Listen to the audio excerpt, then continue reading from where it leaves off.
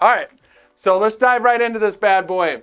5 sales funnels, AKA how do you maximize your revenue? So just real quick here, a sales funnel, you're probably already familiar with it.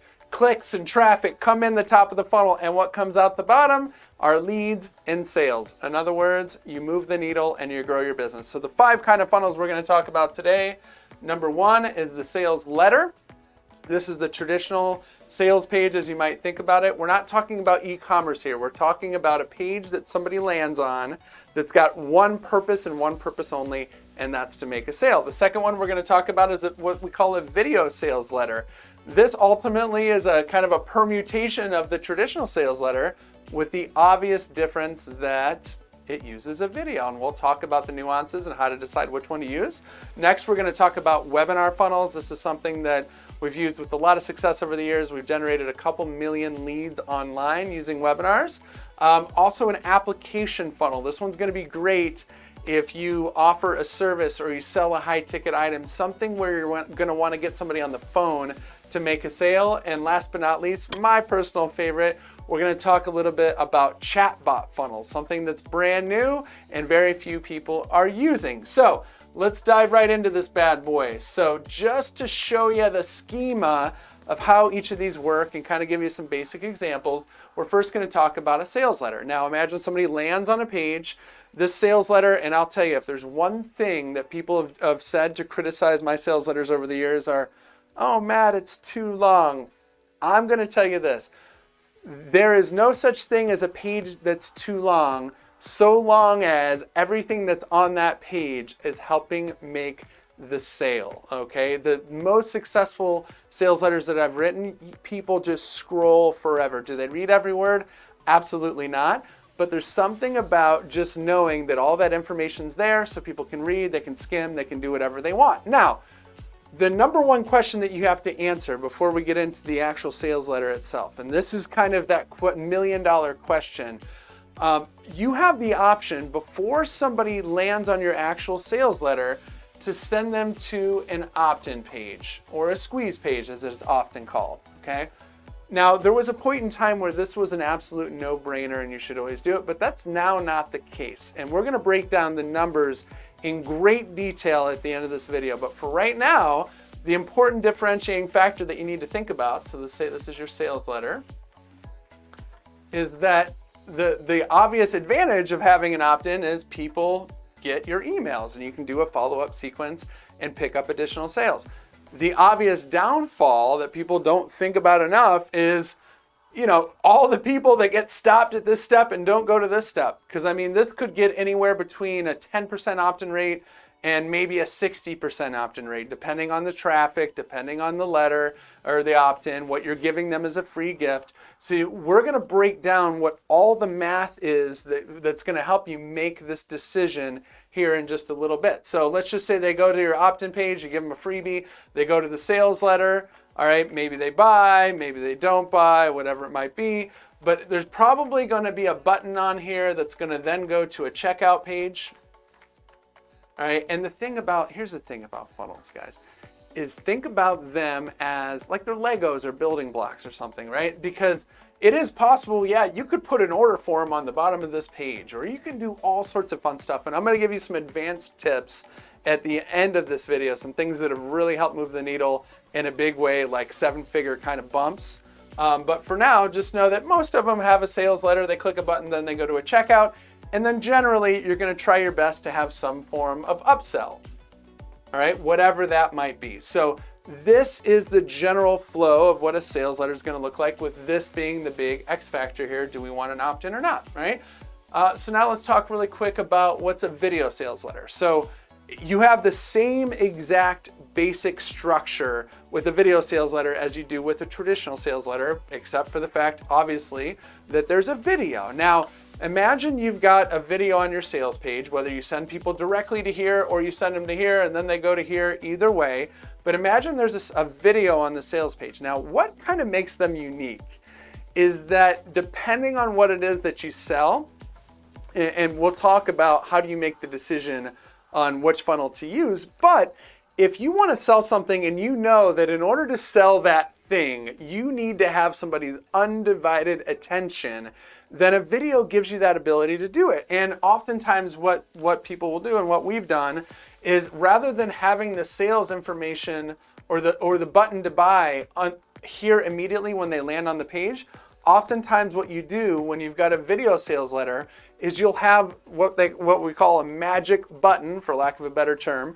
Whereas like, okay, if somebody gets to 14 minutes and 12 seconds of the video, when we're giving the offer, then we have the button pop up. Now, obviously, these things, a lot of them are going to come down to testing and just to figure out what the best thing is. But just know that there's often some kind of unique, fancy stuff here.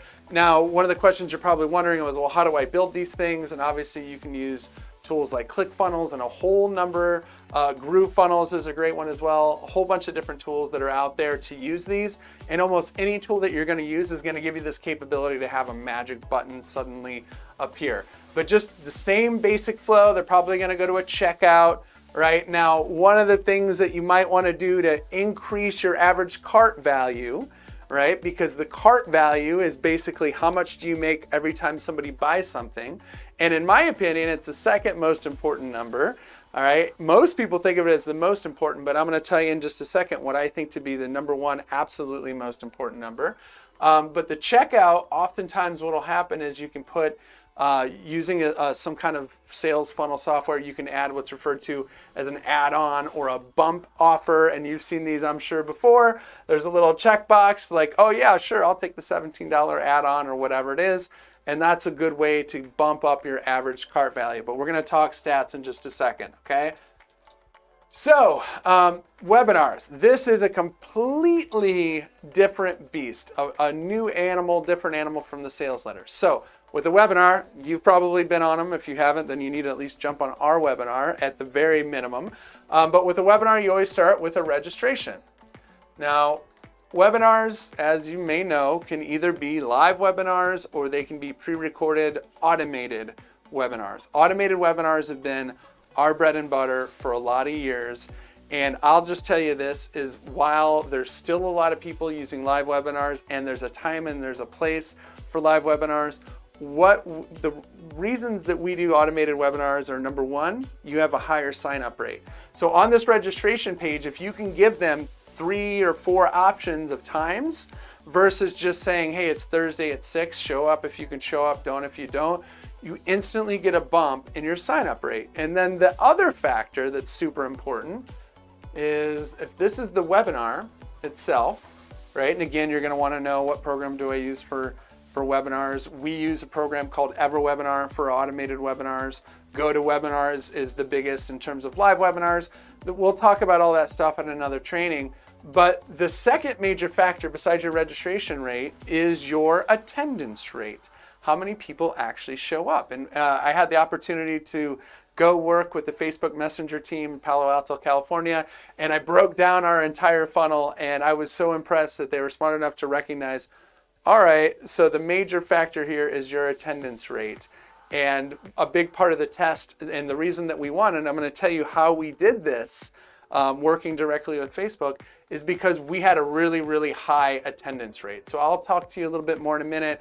How did we get such a high attendance rate and some strategies you can do? But just know your first factor is your registration rate, then it's what percentage of people actually show up, and then you're going to have a sales page, and then the sales page could go to a checkout to upsells and kind of does the same thing, right? But the important thing to recognize here is that these are major metrics, and then of course once they register, you're going to have email, and those emails are going to push them to sales, and you can also do text messages, you can do all those various things. Generally speaking, the more ways you're trying to reach somebody, the better, okay? But the important takeaway from this lesson is identifying what type of funnel should you be using for selling what you're selling. And we're gonna break down the numbers here in just a second. We are on number 4, which is an application funnel, which means, hey, you land on a page, all right, I'm gonna let you apply for whatever it is that we're offering, coaching or training or whatever it is. Give me some information about you, right? That's the first step, is this application.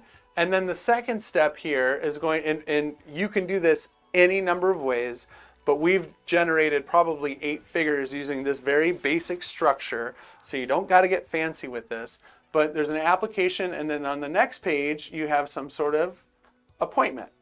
Okay, a million billion different appointment setting things out there that you can find. So don't even worry about that. That part's pretty simple. All right, so if you've got an application and you've got an appointment, then what happens, this is my rendition of a phone here, is that somebody's picking up the phone and there's a real live person selling and making a sale. And then I put this box over here because this is just sort of a little tip of the winning formula that we've created, which is having an additional page that you send somebody back to. Or whether it could be from here or it can be from anywhere, but just knowing if you're going to be making a phone on a sale on the phone, having some additional, whether it's training videos or get to know me videos or whatever it is, so that you can have this person on the phone say, hey, you know, have you watched Annie's videos to really understand her fundamental strategy for blah, blah, blah, blah, blah, right? So you can either from the phone or from emails from here, be sending people to this homework page. You could also have case studies and any number of different things to really make sure that they're engaged and the likelihood of closing the sale is as high as possible. And what I'd also recommend doing is you've got this application page here, okay? You're gonna wanna have a bunch of different application pages, all right? This one might just directly talk about, hey, I got this program, you should check it out, right? Apply below. And maybe this one is a case study, and maybe this one is all your testimonials and reviews. So you're gonna wanna have sort of an arsenal of these application pages that are all then pointing to the same appointment page. You don't wanna have to reproduce this, because this could also have a video on it, or it can have whatever other kind of information to kind of get people to help know you, know your process. And also, this is really, really big. Set up, if you're not making the sales yourself, if you've got somebody else that's making the sales, you're going to want to make sure to set up your salesperson for success. So when they're getting on this appointment, it's not this cold thing, right? So if, for example, you've only got 1 or 2 salespeople, you might specifically talk about them, or you might want to say, hey, you're going to be getting on the phone with one of my my advisors. These are people that I've personally trained. You can really trust them. They know what they're talking about. Just make sure you're setting up the appointment for as much success as you can with videos and copy and various things on these pages, okay? That's the application funnel. Fifth and final, all right, is a chat bot. This is something new, whereas before, in all the rest of our other funnels, you're starting by sending somebody into a web page with a chat bot. And this could be on Facebook Messenger, it can be on a couple different platforms. You're sending them into a chatbot. A chatbot, if you're not familiar, is an automated two-way experience that allows you to collect information and then to have that information turn into a real conversation between your chatbot and your prospect. Okay, so this is really cool if either A, you're selling something low price and you want to just get a conversation to teach them and give them something cool and unique, like maybe a unique way, a unique angle, something that they can learn. All right. What I love about bots is they allow you to collect email and phone number with one click. Okay. Whereas on a landing page, and we're going to talk numbers in just a second, somebody's got to type in their information, hit submit, and we're all kind of sick and tired of that. In a chatbot, you can collect email and you can collect phone. And then ultimately, you probably are going to want to send somebody to a web page.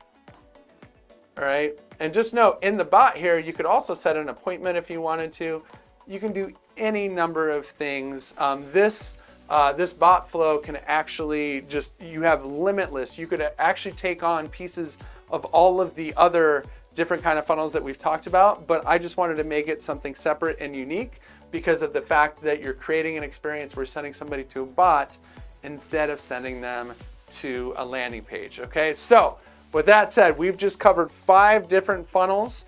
All right, if you're somebody that knows funnels, you're like, all right, let's get to the good stuff. If you're brand new, you're probably going, holy cow, that was a lot, Matt. Any way you shake it, here's what really matters. All right, these 5 funnels are great, but how do I know which one I'm supposed to use? Now, the first thing that is going to dictate this is obviously going to be what you sell. Okay, so if you sell low-priced $2 items, you're sure as heck not going to want to set up an appointment to sell it, or a webinar, or whatever that might be. right? So basically what you're going to do is think about the second thing is going to be the price, right? Because the lower the price, the less friction you want to have in the process. Meaning if it's low price, sell it to them fast, and then, get out of the way and let your upsell sequence do the work. If you're selling a high priced item, on the other hand, you're going to need to really massage that relationship. So you might need to do a webinar, or you might need to do an application. And we're going to talk about how to really delineate even further which is best. But the last one is going to be your skills or your time. Okay? So if you've got no sales team and you've got no time to pick up the phone and talk to somebody, you probably shouldn't set up an appointment funnel. That doesn't really make much sense. So those are the three factors in terms of okay, what am I working with? But really, when you boil this whole thing down, these aren't even really the factors that matter. There's only one factor that truly matters, and that's the numbers. Right? It's which one just makes the most sense dollars and cents wise? So we talked about the fact that when somebody comes in and they buy, that average cart value is a big deal, right? How much do they spend per buyer? But that's not the number that I look at. When I look at these things and I break down, all the decisions in terms of what kind of funnel and then what should we put in each funnel, the only factor that I really care about, the only thing that matters, and just knowing this is going to really change the game and figure in the way that you look at funnels and build funnels. The only thing that matters is how much money you make for every visitor that lands on your funnel. Period. That's it, right? The earnings per visitor is the number one thing that you should look at. And what we're going to do is we're going to kind of go through some different examples in each of these funnels so you can kind of see how do you run the math on this stuff. Okay, now obviously when you're doing this and you're kind of new and you're learning, you're gonna have to make some estimates.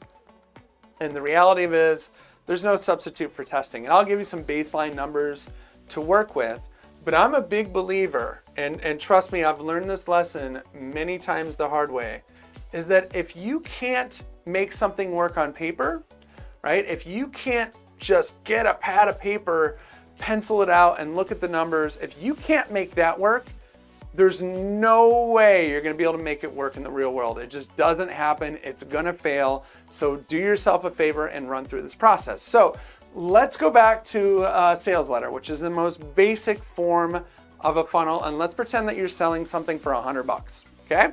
So to put some real world examples in here, let's pretend that you don't want to use the opt-in. Okay. Let's pretend for this example that we're just going to send them straight to a sales letter. Let's say your conversion rate on that sales letter is 1%. Pretty typical. Again, depends what you sell. Totally possible to get a 1% conversion rate on a $100 product, sending straight to the offer. You could do better, could do worse, but let's do the math on that, right? $100 offer, you sell 1%, you make $1 per visitor, all right? Hey, is that good? Well, it all depends on what you paid to get that one visitor, right? If you paid 50 cents, hell yeah, it's great, rock and roll. That is enough to actually make you wealthy. If you're paying $2 a click, that ain't gonna get the job done. So let's look at the alternative, which is to send them to the sales letter, but first to send them to an opt-in, okay? So in this example, let's pretend that we have a 25% opt-in rate, okay? Which could be pretty typical, could be somewhere around there, whatever it might be. Actually, for the math, let's make this a 20% opt-in rate. Okay, so now what happened is, if we send 100 people, only 20 people are actually gonna see this, okay? But on this page, here's the important thing that you gotta keep in mind. Whereas before, in our original example, we said, oh, okay, 1% of people we send straight to here are gonna buy. What you'll find is you'll get a much higher percentage of people who are gonna buy once they've come from this. Why? Because, well, these are the people who care enough to actually go jump through this hoop to get here. But also you've indoctrinated them a little bit, told them what you're all about, they kind of get you. So let's pretend in this example that you've got a 20% opt-in rate here, and then on the sales letter, instead of a 1% conversion, let's pretend you get a 2% conversion. Okay, so if it stopped there, and we really stop and think about it, right? If we had let's go back to 25%. I like that math better. 25%, and you got 2% here. What does that mean? That means you converted 0.5%, right? That means you made 50 cents per visitor. If it ended there, that's not a good situation, right? It's not as good as if you would have just sent them straight to the letter. All right? So now let's look at it. Let's look at why would we possibly want to send them here? Well, because we have email follow-up. So let's pretend we got 25% opt-in rate. We sell 2% on this initial sales letter, but then because we made such an awesome email autoresponder, we pick up an additional 4% of the people end up buying from us eventually. So now what happened is, yeah, okay, we lost 3/4 of the people up front, but we got 2% here and then we got 4% here. So if we stop and do the math on that, that would mean that we're making $2 per visitor in that scenario. And if you recall, if we send them straight here in this scenario, we were making $1. Now, by adding an opt-in page, we just turned it into $2. Now, these are all hypothetical numbers, of course, and you never truly know what it's going to be.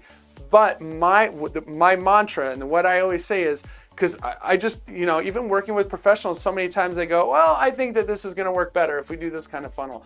I say, screw that. Let's crunch the numbers, because I'd rather guesstimate on one number here and then this number. It's better to make smaller guesstimates than it is to make larger guesstimates. So by doing that, you can go, well, let's pretend that this is actually 40% and that this is 1.5%. And you can just run all these different scenarios. And in the end, that's going to tell you what is the best thing to do. So that's sort of if you want to do a sales letter, having an opt-in versus not having an opt-in. But let's go to another one. Let's say, for example, you're selling the same $100 product.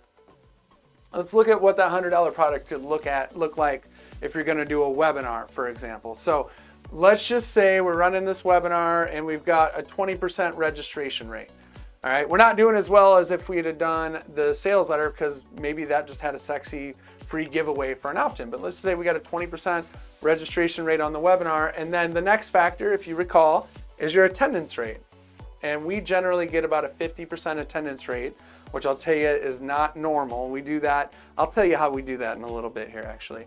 But just imagine you got a 50% attendance rate. What does that mean? Well, that means now, obviously, 10% of the people are actually showing up on the webinar. And then the next factor is what percent of people actually buy. So let's say 5% on the people, a percent of the people on the webinar actually buy. So if we've got half of this is 10%, right? 10% of this. Okay, so we've got, in the end, 0.5%. What does that mean?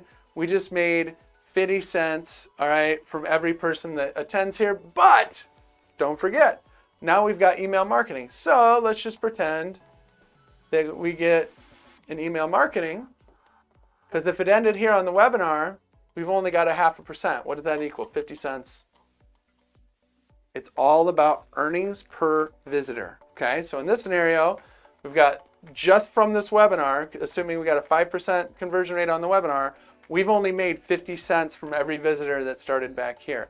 But remember, we also have the email follow-up. So if we can turn this email follow-up, for example, into 4%, well, now what we've got is we've got the 4.5%, you do the math, right?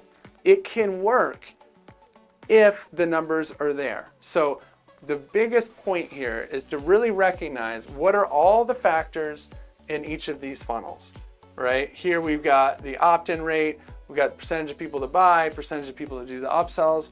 Really just get out a piece of paper. They make fancy softwares to do this. I personally love drawing on paper and using a calculator, but when you start crunching these numbers, you put $100 into an application, what's gonna happen? All right, it's not going to make any sense, because you're going to have a certain percentage of people to buy, a certain percentage of people to show up at the appointment. There's all these different levels of breakage. But if you're selling a $10,000 product, for example, let's say you're selling a 10K product, right? Your application here, you get a 10% application rate. And let's say of the people who apply, 5% of people end up buying. All right, so if you can run those numbers, what that means is if you've got, for every click, you got 10% of people who apply, 5% of that, you're selling a $10,000 product. Do the math. What that means is you would make $50 for every single visitor that you have. And that's why you've seen a lot more people who sell high-end products go to this application process as opposed to going to webinars and doing other things. So at the end of the day, just run the numbers and you'll figure it out. So just to kind of leave you with some specific action steps, you now know how do I decide? It just really comes down to crunching the numbers. A few things, words of wisdom here. When building your funnels, there's a few things that you absolutely must have. The first thing there is you need to have your ads pixels. Most likely, those are going to be pixels from Facebook and from AdWords, all right, Google Ads, which is going to be YouTube and all those various Google properties. So make sure you get those in. Missing those is just a very cardinal sin. You're going to want to have some sort of analytics. Now, these various funnel softwares do include some sort of analytics. Generally speaking, they're not the best. I'd recommend just using Google Analytics. It's free, relatively easy to use, and there's plenty of documentation out there. And the last thing are going to be goals. All right, and this one is basically, if you're using Google Analytics, for example, you'll set up your goals on Google Analytics. And why do you do that? So you can do things like split test and be able to have better visibility and be able to really get specific as who's going from what step to what step to what step, next. And because I always want to leave you guys with some good stuff, in terms of the advanced, what are the things to really take it to the next level? This is right here, two-step checkout. And I gotta just kind of brag here for a second. Two-step checkouts now are fairly common. Specifically, people on ClickFunnels use them quite a bit. They baked it into the system. We've been using two-step checkouts for well over a decade. And I ran the math one year, and in 1 year, having a second step on the checkout made us over $1 million extra just by doing this step. So imagine that you've got, and we'll just kind of go back to one of these, we'll go to the video funnel, all right? Imagine that in between the sales page and the checkout, you add an extra step, whether that be a little pop-up, which is what we do, or it's like a very basic page. But that step is going to collect their basic information. It's going to collect first name, last name, email, and phone number. And by doing that, what happens is a couple things. First of all, you've now got the ability to follow up with those people, both on the phone and on email, so that you're going to pick up a lot of shopping cart abandoners. They start the process and don't finish. But here's the benefit that most people don't even realize. The fact that somebody has started this checkout right here, right? Instead of having this big checkout page and all this information, they've actually started by providing the first 4 pieces of information. The conversion rate on this checkout actually increases. So you're getting shopping cart abandoners and you're increasing your conversion rate. So really, if you think about it, it's a complete no-brainer. All right. The second tip that I want to give you guys is really to look at all these different strategies and how do we combine them, right?